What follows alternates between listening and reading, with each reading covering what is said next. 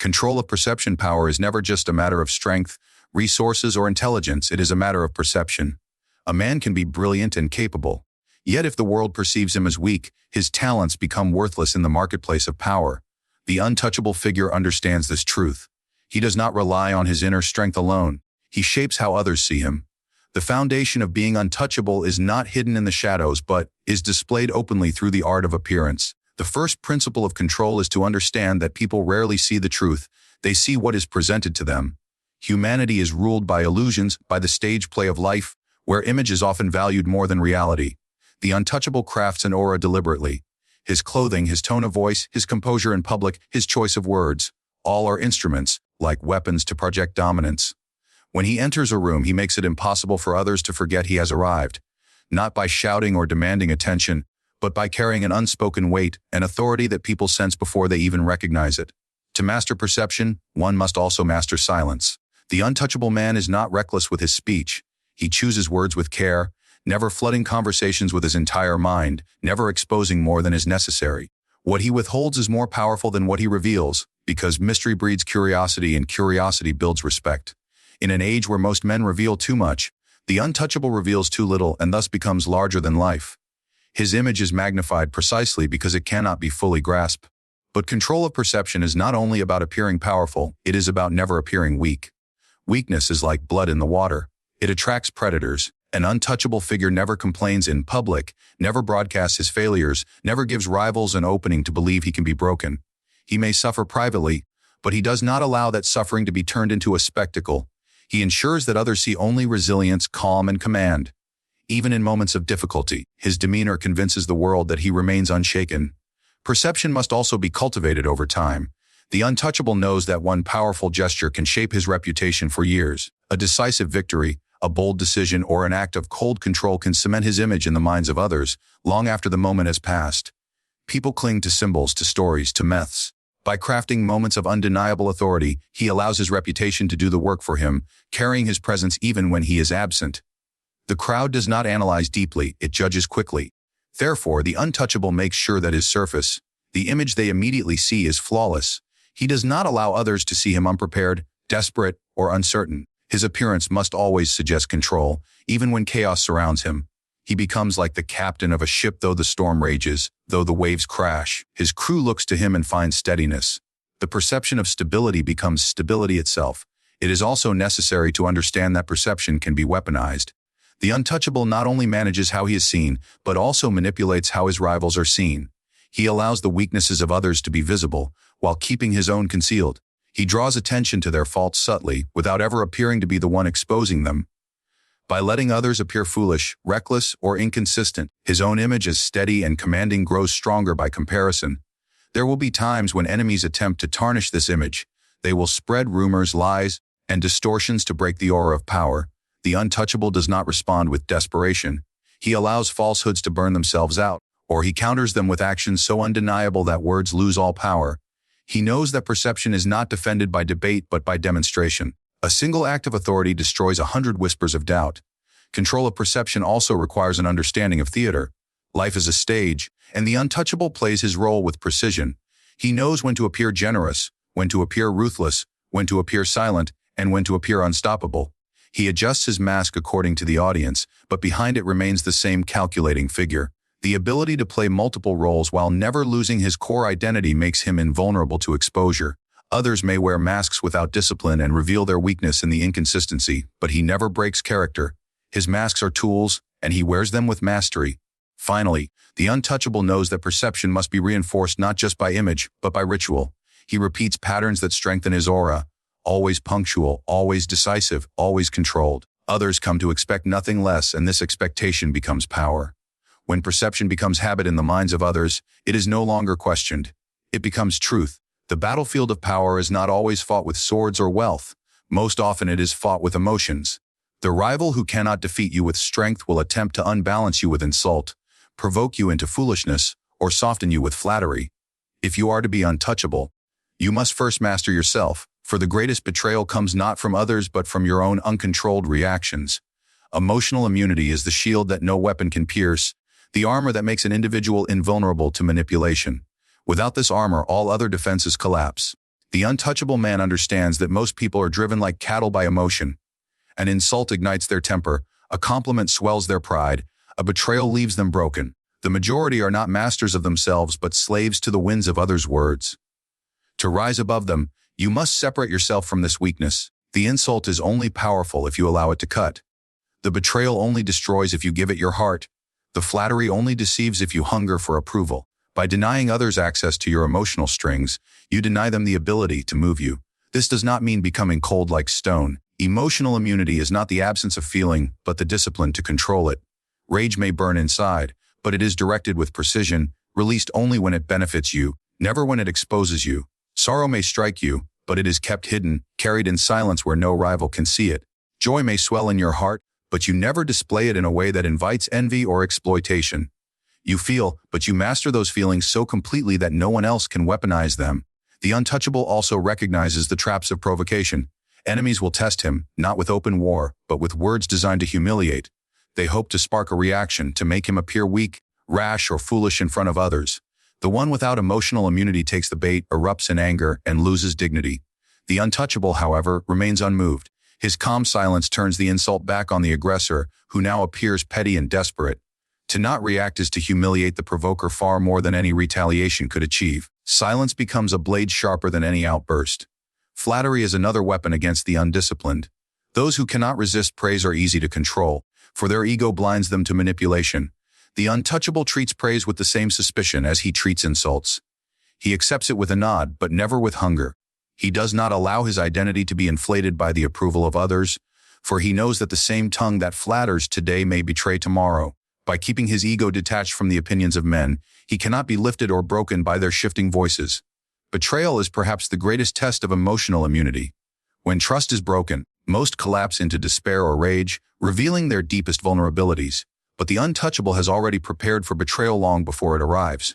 He trusts with caution, expects loyalty to be temporary, and views betrayal not as shock but as inevitability. Thus, when it comes, he is not destroyed but simply confirmed in his foresight. He neither pleads with the traitor nor laments the loss. He adjusts, he recalculates, and he moves forward without looking back.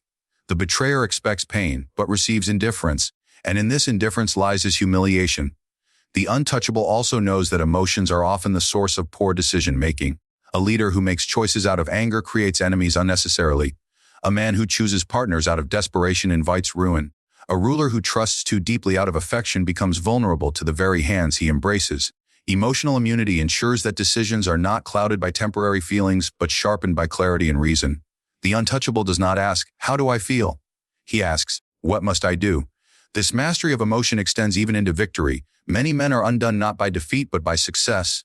The intoxication of triumph blinds them, makes them careless, and leads them to overreach. The untouchable, even in his greatest victories, maintains calm restraint. He celebrates only inwardly, never giving his enemies the satisfaction of seeing him drunk with pride. He remains composed, understanding that the game of power never ends, and today's victory may be tomorrow's downfall if it feeds arrogance.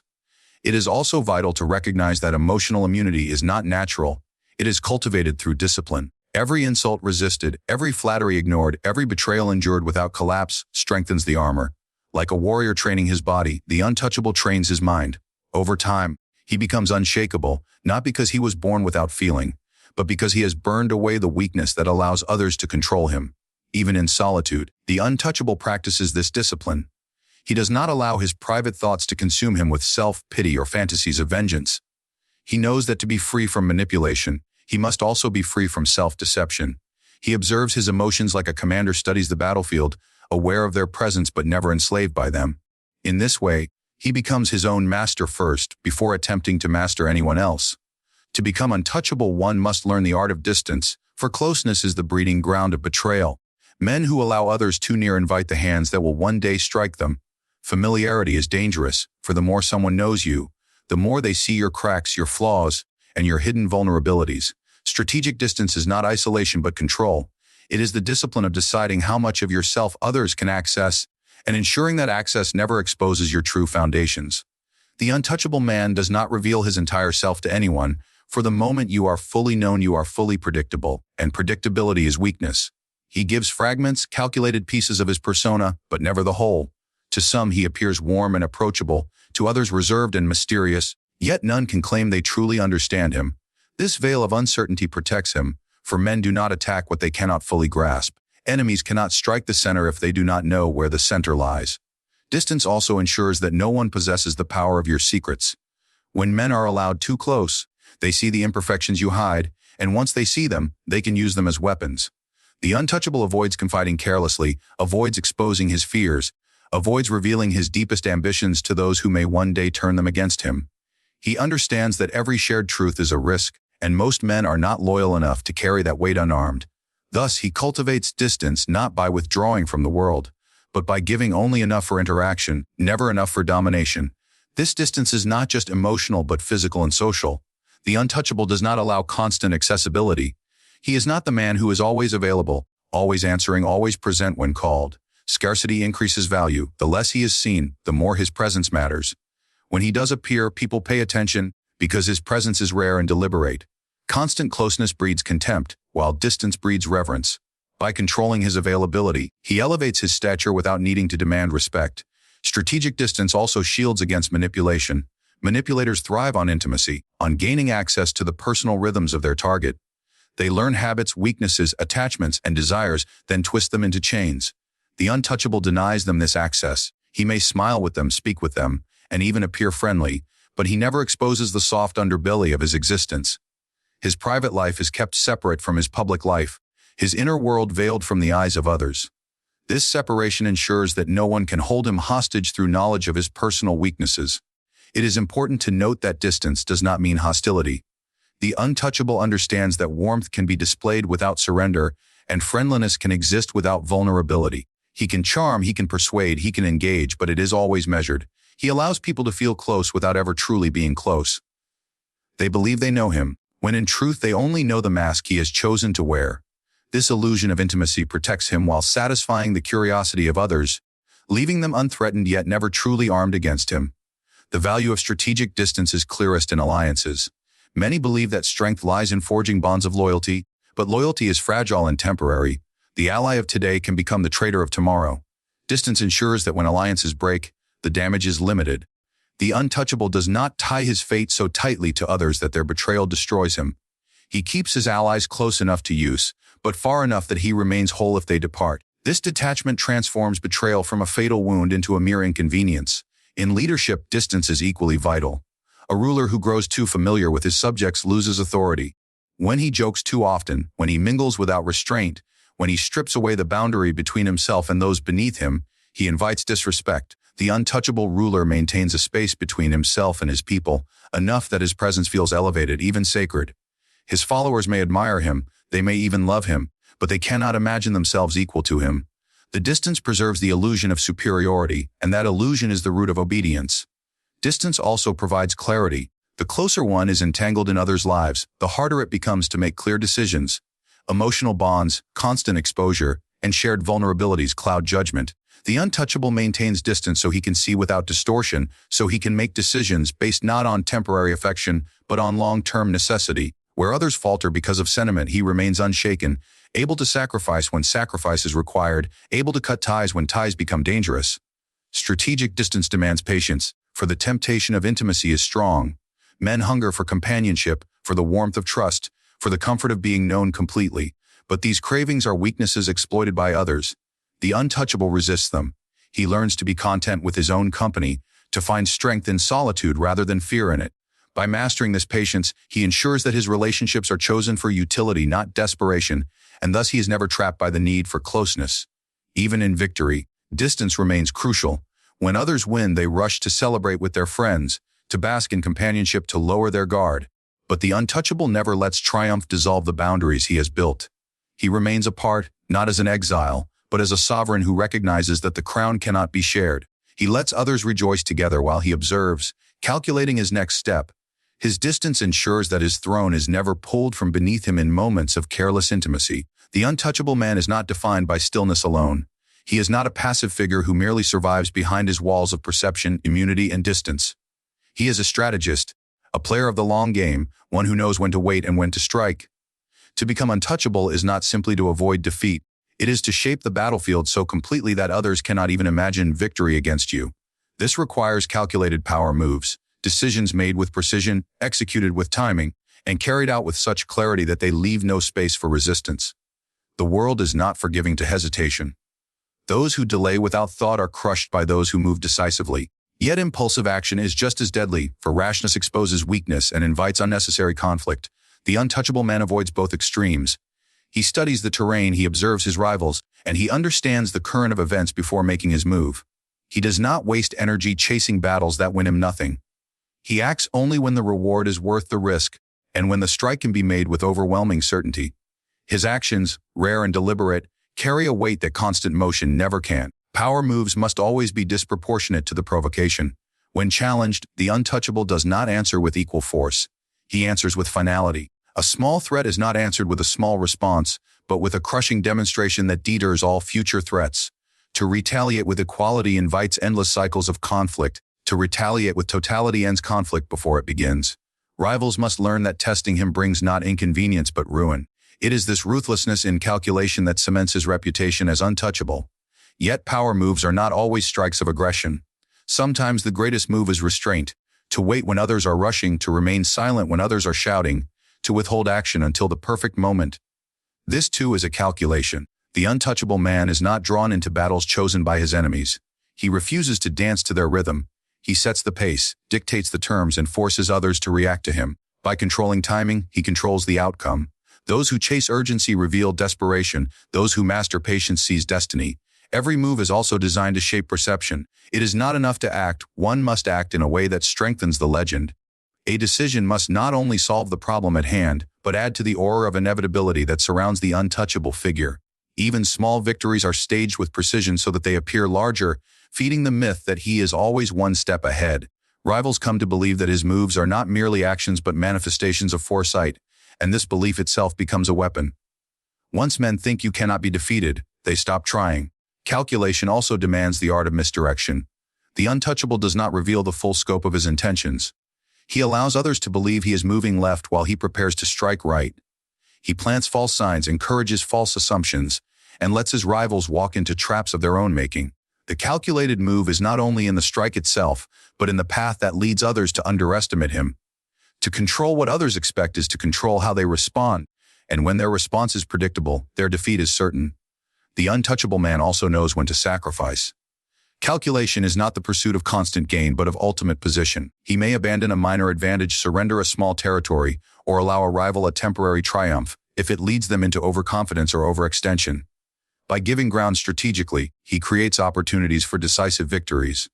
Lesser men cling desperately to every possession, but the untouchable knows that true power lies in choosing what to lose and when, so that greater victories can be secured. In relationships, calculated power moves are equally vital. The untouchable never binds himself with promises he cannot control. His commitments are measured, his alliances temporary, his loyalties conditional. When he strengthens a partner, it is only so long as that partner remains useful. When usefulness ends, the relationship ends. He does not cling sentimentally to bonds that weaken him. Instead, he maneuvers with precision, replacing alliances as one replaces worn tools, always ensuring that his position is never dependent on the will of another. Calculated power moves extend into speech as well as action. The untouchable does not waste words. When he speaks, it is deliberate, sharp, and memorable. A single phrase, delivered at the right time, can wound deeper than 1,000 arguments. He may use silence as often as speech, but when he chooses to speak, his words are placed like daggers. Others chatter endlessly, diminishing their own voice, but his calculated words echo long after they are spoken, because they are rare, necessary, and heavy with intent. Calculation also involves knowing when to disappear. Withdrawal at the right moment is not weakness but power. When others expect confrontation, he may retreat to watch them exhaust themselves. When rivals expect his presence, he may remove himself, forcing them into uncertainty. Disappearance is a move as powerful as attack, for absence creates unease, and unease breeds mistakes. Then, when he reappears, he does so with a strike that seems inevitable, as if he had been watching all along from the shadows. The calculated move is always tied to legacy. The untouchable man does not simply win battles, he crafts narratives. Each move contributes to the larger story of his power, each decision reinforcing the image that he is unassailable. In this way, his strategy outlives the moment. People remember not only what he did but how he did it, and that memory deters future challenges. To move without calculation is to waste opportunity. To move with calculation is to ensure that every step echoes beyond the present.